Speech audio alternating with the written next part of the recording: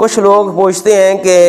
شب برات یعنی شعبان معظم کی 15ویں رات کو قبرستان میں جانا چاہیے نہیں جانا چاہیے، کیا یہ حضور تو ثابت ہے؟ یعنی بالکل ثابت ہے، لیکن یہ خیال کریں کہ مسلمانوں کی قبروں پر آپ کا پاؤں نہ آئے،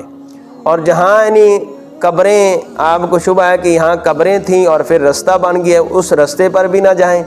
کہ کہیں کسی مسلمان کی قبر پر آپ کا قدم نہ آ جائے۔ اور حضرت سیدنا عائشہ صدیقہ رضی اللہ تعالیٰ عنہ فرماتی ہیں کہ ایک رات 15ویں شعبان کی رات میں حضور صلی اللہ تعالیٰ علیہ وآلہ وسلم کو اپنے پاس نہ پا کر جنت البقیع گئی، اور حضور صلی اللہ علیہ وسلم وہاں موجود تھے۔ یہ مشکوٰۃ شریف کی حدیث ہے۔ آپ نے مجھے فرمایا کیا تجھے خطرہ ہے، خطرہ لاحق ہوا ہے کہ اللہ تعالیٰ اور اس کا رسول تیرے ساتھ انصاف نہ کرے گا، یعنی تیری باری میں کسی اور بیوی کے پاس چلا جاؤں گا؟ میں نے عرض کیا کہ حضور میرا یہ گمان تھا، حضور میرا گمان تھا، آپ شاید اپنی کسی بیوی کے ہاں ہوں گے۔ فرمایا بے شک اللہ تعالیٰ شعبان کی 15ویں رات آسمان دنیا کی طرف اپنی شان کے مطابق یعنی نزول فرماتا ہے، اور قبیلہ کلب کی بکریوں کے جسموں کے بالوں سے بھی زیادہ ان لوگوں کو جو دوزخ کی حقدار ہو چکے ہیں اللہ تعالیٰ ان کی بخشش فرماتا ہے۔ تو اس سے ثابت ہوا کہ حضور علیہ السلام صلی اللہ تعالی وسلم نے شعبان کی 15ویں رات یعنی حضور علیہ السلام جنت البقیع میں گئے اور اپنی امت کے لیے بخشش کی دعا کی۔ تو اس سے ثابت ہے کہ حضور علیہ السلام کے اس عمل سے ثابت ہوا کہ قبرستان جانا ناجائز نہیں، بلکہ یہ آقا دو عالم صلی اللہ تعالیٰ علیہ وآلہ وسلم کا طریقہ ہے۔ حضرت علی المرتضیٰ شیر خدا رضی اللہ عنہ سے روایت ہے، ابن ماجہ مشکوٰۃ شریف، اور حضرت علی المرتضیٰ شیر خدا رضی اللہ عنہ سے روایت ہے، حضور صلی اللہ علیہ وسلم نے ارشاد فرمایا کہ شعبان کی 15ویں رات کو یعنی قیام عبادت کرو اور دن کو روزہ رکھو، بے شک اللہ تعالیٰ اس رات یعنی سورج کے غروب ہوتے ہی آسمان دنیا کی طرف نزول اجلال فرماتا ہے جیسا کہ اس کی شان ہے، اور فرماتا ہے کون ہے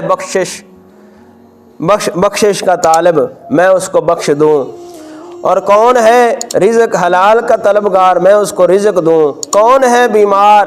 کہ میں اس کی بیماری دور کر دوں، کون ہے مصیبت زیادہ میں اس کی مصیبت کو دور کر دوں۔ اسی طرح سے کون ہے ایسا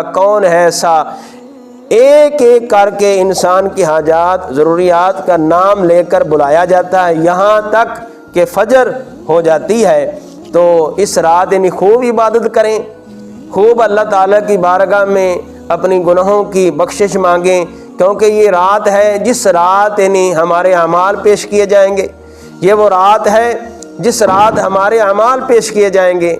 دوستو ہر برے کام سے بچو، یہ وہ رات ہے جو شراب پینے والے ہیں ان کے بھی اعمال پیش کیے جائیں گے، جو زانی ہیں زنا کار ہیں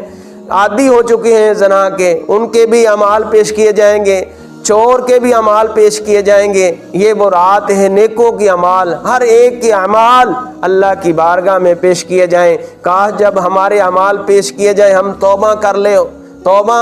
کی دعائیں التجا اللہ کی بارگاہ میں کریں،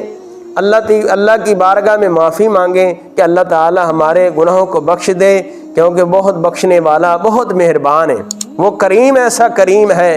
وہ رحیم ایسا رحیم ہے، اس سے بڑھ کر کوئی رحیم نہیں ہے، اس سے بڑھ کر کوئی عطا کرنے والا نہیں ہے، جس سے میرا مالک محروم کر دے کوئی عطا کرنے والا نہیں ہے، جس سے میرا مالک عزت دے دے اسے کوئی رسوا کرنے والا نہیں ہے۔ تو اللہ تعالی ہمیں اس رات خوب عبادت کرنے کی توفیق عطا فرمائے، آمین ثم آمین۔